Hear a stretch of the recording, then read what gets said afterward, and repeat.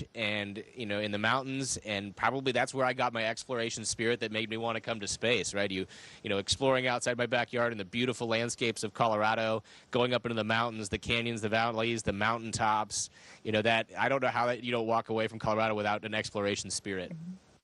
Yeah. And I'm curious about when you do come back here on Earth. I know it's about 6 months or so. What are you the most excited to share about what you learned with folks here in Colorado? Oh, so many things. I mean, obviously, the first thing I'm excited to go back and see friends and family, and be, you know, we've been separated for some time up here, but to get back and, you know, you're taught and you know and you hear all the time the importance of conserving and taking care of the earth. But coming up here, the fragility is just so much more evident. The thinness of the atmosphere, you look out and you see how little there is between humans on Earth and the vacuums of space. And so, yes, I understand conservation is something I've thought about, you know, for much of my life, but it just seems so much more deep and so much more clear to me, the fragility of our civilization now. And my last question for you is just I know there was so much training, so much studying, and it was a long journey to get to where you are right now. What would you say to anyone else, especially, you know, the younger kids who might be watching this going, I'd love to do the same thing that you're doing right now? There's a lot of advice, you know, this could be a long time, but I think the simplest way to say it is to go do things you love, because you'll never want to stop doing them and you'll ultimately be really good at them. And this job requires people from all kinds of disciplines as we move our civilization to low Earth orbit and then onto the moon and to Mars. We need everybody, all types. And so if you go do something you love, you'll be really good at it and it will never, ever feel like work. Oh my gosh. Well, it has been such a pleasure to be able to connect with you, Matt. Thank you so much for sparing a little time for us to chat with us. We appreciate it. Thank you, guys. Great to talk to Colorado. Station, this is the Houston ACR. That concludes the event. Thank you to all participants. Station, we are now resuming operational audio communications.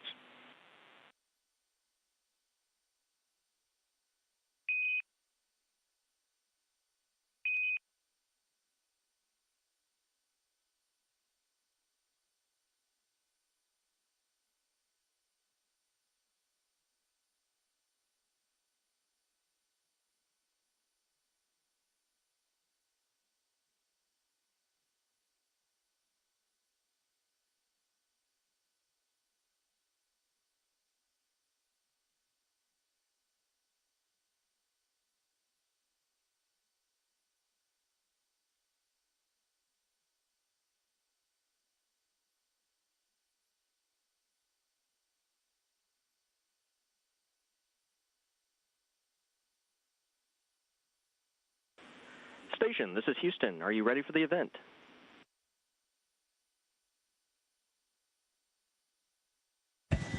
Why, yes, we are. Weather Channel, this is Mission Control Houston. Please call station for a voice check. Station, this is Jen Carfagno. How do you hear me? Jen, we have you loud and clear. How us? Excellent. Excellent. I can hear you loud and clear. Very exciting. So we're ready to jump right in? We're ready. Excellent. Well, Tracy, I'll start with you. Oh, I can see you guys now. This is very exciting. Tracy, you just arrived at the ISS in March. So how was your travel getting there? And what were your feelings when you moved back in, because this wasn't your first time there? Well, it's funny you should ask, because my crew and I on the Soyuz had 2 trips to the launch pad, so getting here was a little later than we expected for the launch scrub that we had, and then we turned back around, did it again. But instead of taking 2 orbits to get here, we took 2.5 days. And so getting to the space station came with lots of anticipation. But it was great to come through the hatch and to see all of my crewmates and good friends, and to see this wonderful place that in a lot of ways hasn't changed. And so it's been a really good time getting to know the space station again from the inside, and soon we hope on the outside, and to spend time with these guys. Excellent, excellent. Matt, we've had a lot of reasons to look up on Earth lately. We had the total solar eclipse in April, the May G5 geomagnetic storm that allowed millions to see the aurora all over the globe. But Matt, what was the eclipse experience like for you? Did it affect any of your solar-powered equipment there on the ISS? Oh, so for the aurora and eclipse, I as soon as you said aurora and eclipse, I got super excited over here. I was so fixated on aurora the past couple of days. It's been so exciting, but the eclipse was, of course, incredible. We're moving so fast that we just ripped right through the shadow so quick, but we got to see it as a crew. We got to see it out the cupola. We got to set up amazing time lapses to capture it. But we actually made a couple passes around the Earth over the shadow in better and better positions. But at 17,500 miles an hour, you just rip right through the shadow, so no real appreciable effect on the station solar. Although, to be honest, I am a nerd, and I have lots of data I track, and one of which is my home solar, and so I could actually see the notch in my home solar as the shadow went by. That's really cool. That's fascinating. Tracy, could you all see the aurora on the ISS? You know, when we are on Earth, we know it can cause some technical issues, maybe for planes, for GPS. And does it cause any technical issues for you there on the ISS?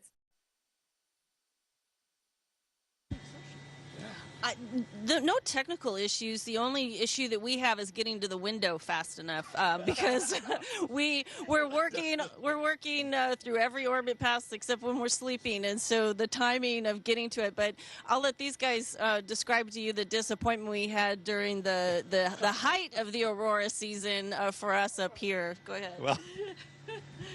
So in a fit of incredible irony, while the Earth was enjoying this great big geomagnetic event, which really lights up the aurora, like sort of pouring gasoline onto the fire, we were in a position with our orbit where we really couldn't see much. You know, we have kind of an equivalent of seasons, because our orbital plane kind of goes around with the Earth, and as the Earth goes around the sun, that changes our orbit's orientation to the sun. And we were at a time when we were mostly in daylight.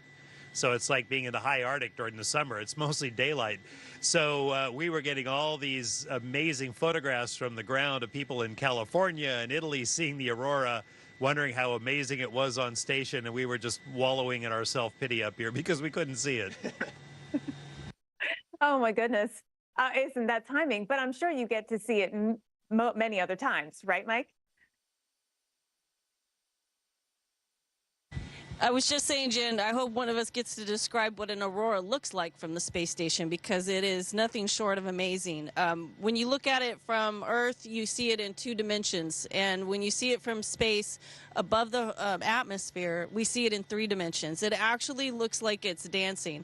As much as it changes from your view on the ground, it changes up here, but in height as well as in width and spans. And so it's amazing the anticipation that we have. Of course, when you're, in the northern latitudes, you look up in the sky and there it is. But for us, we actually approach the aurora and then we leave the aurora, and the anticipation and the angst that we feel as it passes us by, and we know we have to wait a while to see it again. All of those emotions, it's just like a cacophony of lights and just really exciting, sensations as we watch chemistry and photochemistry happen right before our eyes, which to some of us is very near and dear. Tracy's brought all these emotions in there with that, but it's important to keep in mind that when we are looking out and seeing the aurora, we're also seeing the curvature of the Earth. We're seeing the aurora glued to that curvature. We're seeing city lights, and sometimes you see lightning storms and stars and satellites, and you're taking all that in when you're seeing aurora. That's part of what makes it just unbelievably breathtaking. Yeah. And so special. And I mean, what a description here, and kind of unexpected too. I really appreciate that. I didn't know how it would appear to you in space. I want to switch gears for a moment. And Mike wanted to talk about sleeping in space because there's so much talk these days about the importance of getting a good night's sleep. Do you actually sleep good in space? And do you sleep better in space or on Earth? You know, just like on the ground, that can be very individualistic. You know, everybody has a certain relationship with sleep and their life cadence. And the same is true up here. I would say my personal experience is I just love kind of floating inside my sleeping bag. It's my third favorite place on the space station after the windows and the galley table. And it's just really nice to get our rack time up here. But my experience, and I know the same is true with others, is that you can have the same level of alertness for a little bit less sleep up here. But there's all sorts of things that perturb it. You know, you don't have a one definitive sunrise or sunset. You get 16 of those a day. There's no rooster crowing. You declare it morning when you turn on the lights and the alarm goes off, and it's very artificially regulated like would be on a submarine. So everybody's a little bit different, but I think sleep is adequate. But it is also something we don't understand completely, and it's the focus of a goodly bit of our research up here. Right. You know, I'm thinking about people with shift work too. They kind of mimic some of what you do with, you don't wake up with the rooster or with the sunlight. You wake up with the alarm. I understand that space physics and life support work are on the to-do list for Expedition 71. So Matt, I'm going to throw the physics question to you. What kind of discoveries are you making?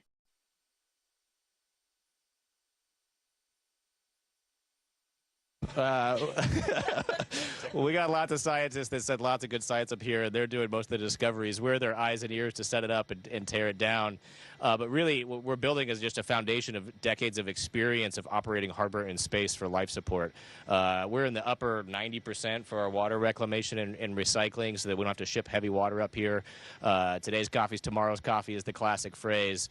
But yesterday I changed out a brine processor, which just allows us to eke out a couple more percentage points in terms of water reclamation. So in terms of discoveries, it's as much as about the new discoveries as it just figuring out how to make things last for such a long time in space. If you think about the Apollo program was about touching the moon, getting there, and coming back, and you only had to make hardware that lasted just that short mission. In fact, like less than 10 days. As we go forward with the Artemis program, it's about making hardware that lasts years and years and years of time in hostile environments. So that's really what we're doing is we're putting time and humans for long periods of time on hardware to figure it out. Yeah, excellent. The ultimate kind of reduce, reuse, recycle situation up there. Tracy, I've got chemistry questions for you. I saw an ISS post about electron precipitation, and it got me thinking, do we need to be worried about that kind of precipitation here on the Weather Channel? You know, anytime we talk about electrons, I get kind of excited. But precipitation, I've never put those two words together, electron precipitation. I don't think we need to be worried at all. We need to be worried if electrons stop spinning, because think about that. That's going to be a problem. But no, electrons are good. We need them up here to produce light. We need them up here to power our equipment and our scientific experiments. And the only precipitation I guess we got to worry about is what comes from the sun blasting our way. But we've got a whole team of super duper smart people that are tracking that stuff to give us fair warning. I don't know. We could just keep talking about electrons. Yeah. Well, actually, speaking of...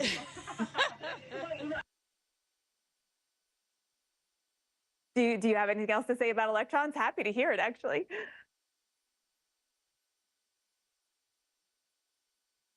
They're scared. But speaking of, you mentioned, I'll put precipitation in quotes coming from the sun, but the energy that we get from the sun, and I've been paying a lot of attention to that since we were talking about the aurora and the G5 geomagnetic storm. What do you do when there's a lot of energy directed at the ISS here? Is it just everyone inside? What is the protocol? We have lots of policies and procedures. We work for the government, but it is well managed. We had these massive storms that were going on But you know, our first layer of protection is actually pretty much organic. We have the Van Allen belt, which takes a lot of that and directs it away from where we're at and protects us. It's one of the reasons we put the space station where we put it, is to be inside the Van Allen belt. Again, another concern as we go forward with Artemis is how we venture outside the Van Allen belt. Inside of that, you know, we have something that we experience on a regular basis, which is the South Atlantic anomaly, and you know, some of the radiation we experienced going through that was bigger than we would experience during the magnetic storms as we passed near the poles on the north and south side. Additionally, our orbit is limited to something a little bit less than 52 degrees inclination, so we were pretty well protected in this last storm. We had mitigations. Our teams know exactly where on space station are more protected or more insulated from radiation that we can go, and if we really have to, we have procedures to bunker down and surround ourselves with radiation blocking material. Okay, interesting. Thank you. One little add Mike. to that. Yeah. You know, we're all kind of considered radiation workers.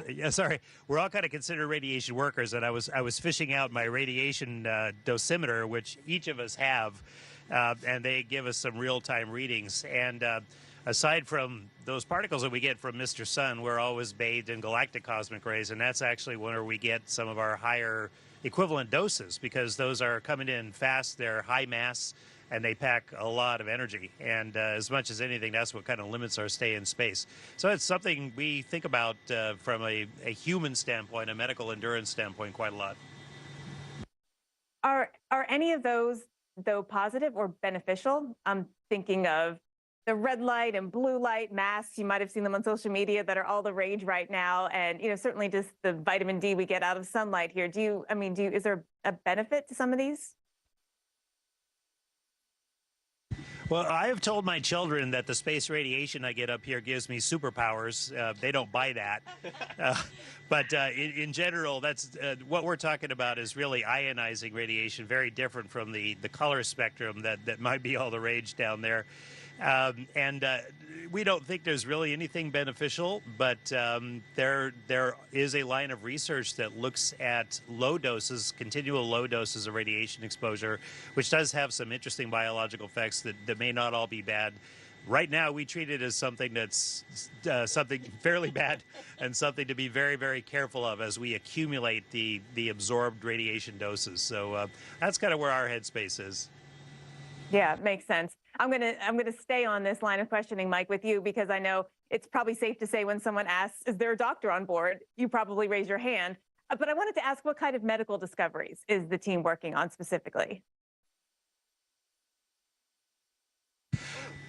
Well, you know, in my mind, the biggest experience and knowledge base we get out of here is having people up here for long periods of time and studying every system, because we know every system changes in zero gravity. And it shows us a couple of things. It shows us what the space-unique environment does to us, and that is changes to our bones and our muscles, our immune system, our cardiovascular system, how we're regulated, our brain shifts, immune system, everything changes. But it also shows how adaptable the human organism is in a way that we never really could have imagined. You know, when you take away the dominant force of gravity, you find things that you wouldn't have found on the ground, and you think a couple of things that, you know, number one, this seems to adapt us for zero gravity.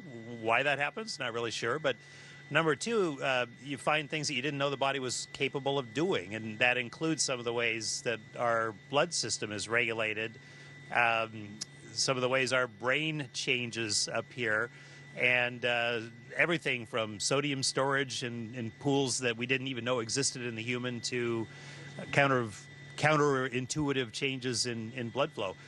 We do get some vision changes. Whether those are a good thing or a bad thing is still up for grabs, but there's such global changes going on that it warrants a lot of study, and it informs us of the basic knowledge base of human physiology.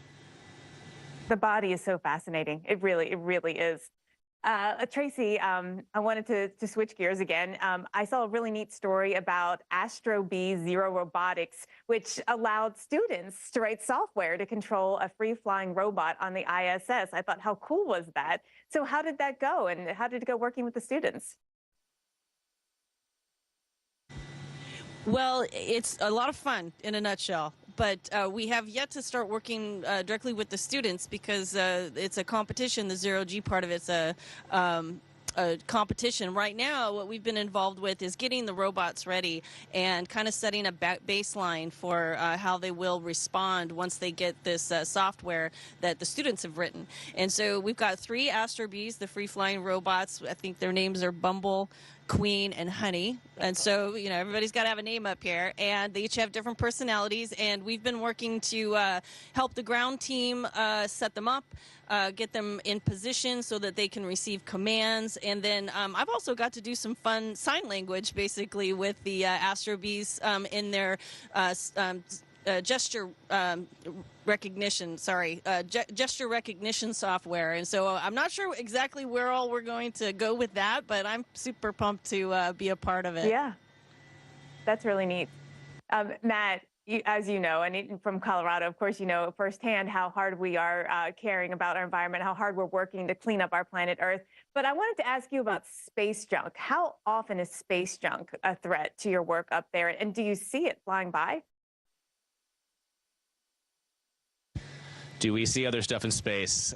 Funny you asked. Just the other night, I was in the cupola after work, and I was playing around with some cameras, and you know, it was incredible to see other satellites out there. You know, over the past couple of years, we've seen this, you know, probably exponential growth in number of satellites being launched into space. And it's really cool if this is the Earth in front of us, and we're here, and we're in the dark. The sun is on the other side of the Earth. And you can see the satellites that are up here, kind of like our organic satellite, the moon, reflecting light from the sun off the satellite into our eyes and into the cameras. And the other night, probably on a single, just maybe 5 to 10 minutes before sunrise, there's beautiful orange and green glow, and you could see the light reflecting from the sun off the satellites into our eyeballs, and it looked like they were swirling around. At least 100 satellites you could see with the naked eye. It was incredible. Was able to make a couple time lapse of the event. With regards to space debris and a threat, we have lots of people, international effort tracking space debris, and you know, occasionally we'll get warnings about it might be an issue, and we have, of course, procedures to handle it. We can maneuver the space station as required with hours and hours of notice. We're able to do it. So lots of good efforts to protect us, and lots of cool stuff in low Earth orbit right now. Very interesting. I really appreciate this time with y'all. This is really exciting. Matt Dominic and Mike Baird and Tracy Dyson, thank you so much for joining me from the ISS. This is literally an out-of-this-world conversation, and I can't wait to share it with everyone on the Weather Channel. Awesome. Really a pleasure to talk to you, Jen. Yeah, thanks a lot, Jen. This has been a lot of fun for us, too. Yeah, thanks a lot. Station is the Houston ACR. That concludes the event. Thank you to all the participants. Station, we are now resuming operational audio communications.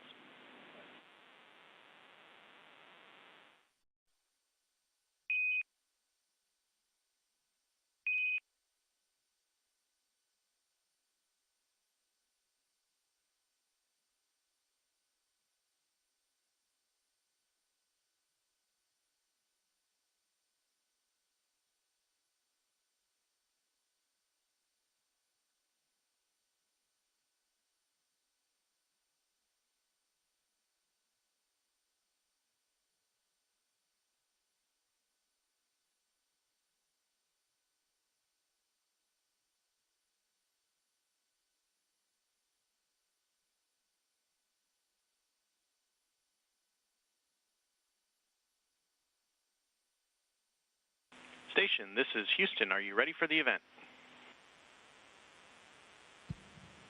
Ready for the event.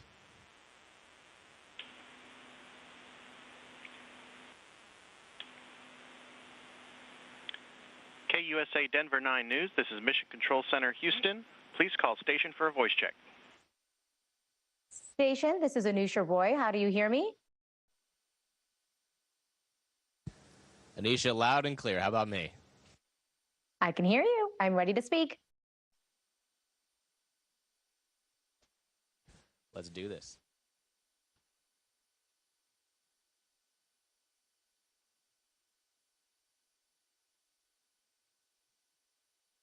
Okay. Oh, I don't see him, right? I'm not supposed to see him anywhere. Okay. All right. Matt Dominic, can you hear me all right? This is Anusha out of 9 News in Denver.